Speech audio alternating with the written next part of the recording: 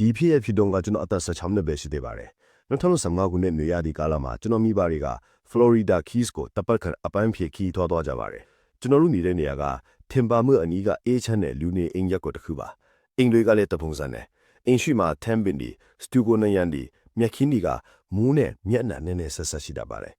မိဘတွေထွက်သွားတဲ့နေ့မှာအဖေကအင်ကိုကောက်ထားနော်လို့ဟာတာလုပ်ပြီးအမေကတငယ်ချင်းတွေမဖိတ်နဲ့နော်လို့တတိပေးခဲ့ပါတယ်အမှန်တကယ်တော့ကျွန်တော်လည်းမဖိတ်ဖို့စီစဉ်ထားပြီးသားပါအိမ်မှာကျွန်တော်နဲ့ Max ဆိုတဲ့ခွေးကြီးပဲရှိပါတယ် Max ကပေါင်90လောက်ရှိတဲ့ Golden Retriever တူပြီးခွေးထက်မကညီကိုတယောက်လိုပါပဲပထမနေ့က AAC ဆေးပါပဲ Xbox ကစားလိုက်အစာစားလိုက် Max နဲ့အတူလမ်းလျှောက်ထွက်ခေါ်ပြီးတော့ကျွန်တော်လည်း YouTube ကြည့်ပြီးအိတ်သွားပါတယ်အမူညာပြောင်းတာကဒုတိယညမှဆောက်ပါတယ်ည7:00နာရီလောက်မှာကျွန်တော်ဆိုဖာပေါ်မှာ Reddit ကြည့်နေရင် Max ကခေါင်းထောင်ပြီးအတန်နှင်းနှင်းနဲ့အမိထက်လာပါတယ်ဟောင်းတာမဟုတ်ပဲတန်တရားရှိတဲ့အခါခွေးတွေထွက်တက်တဲ့အတန်မှာအဆောက်မှာမူးကြောင်ထွေးရပါတယ်ဖလော်ရီဒါမှာမူးကြီးမုန်တိုင်းတွေအမြင့်ရှိတယ်လို့ပါ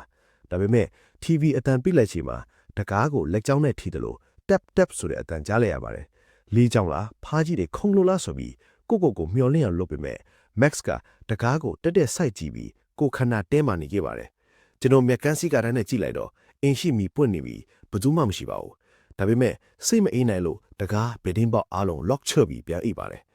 နောက်တနေ့နေ့လည်းမှာဘေးတကား gate ဖွင့်နေတာတွေ့လိုက်ရပါတယ်အဖေကအမြဲတော့ခတ်ထားတဲ့ gate ပါ Lash ကစကီရီယာနဲ့ထိုးဖောက်ထားသလိုကွေးနေပါတယ်မိဘတွေကိုဖုံးဆက်တော့လေယာလုတ်ထားတွေမပိတ်မိတာထင်မယ်လို့ပြောပါတယ်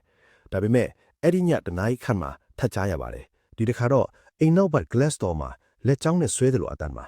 Max ကရုတ်တရက်ဟောင်ထွက်ပြီးအိမ်တလုံးလုံးတုံတယ်လို့ဖြစ်သွားပါတယ်မီးပွင့်လိုက်တဲ့အချိန်လူတယောက်ပြေးလွှားသွားတာကိုခဏတစ်ချက်မြင်လိုက်ရပါတယ်အဖြူရောင် T-shirt အနက်ရောင်ပေါင်းပြီးလက်ထဲမှာမီးလုံးတစ်ခုလိုထင်ရပါတယ်ကျွန်တော်911ကိုချက်ချင်းခေါ်ပြီးရဲတွေ15မိနစ်အကြာရောက်လာပါတယ်ခြေရာတွေတွေ့ပြီး Prowler အိမ်ဝန်းကျင်လက်ပါထူထိနိုင်တယ်လို့ပြောပါတယ်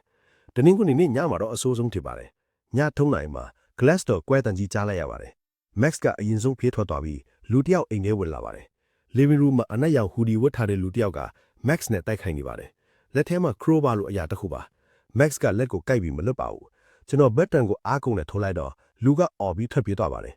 ရဲတွေထက်ရောက်လာတော့တွေးလန်းချောင်းတွေ့ပါတယ်နောက်ဆုံးမှာအဲ့ဒီလူကိုဖမ်းမိပြီး Max ရဲ့ကိုက်တန်ကြောင်အတီးပြီးမှခဲ့ပါတယ်ရဲတယောက်ကဒီခွေးမရှိရင်မင်းအခြေအနေမကောင်းနိုင်ဘူးလို့ပြောပါတယ် Max ကနောက်3နှစ်အကြာမှာတက်တန်းကုန်သွားပြီးအင်းနောက်ဘက်အုတ်တစ်ပင်အောင်မှာမြုပ်နှံခဲ့ပါတယ်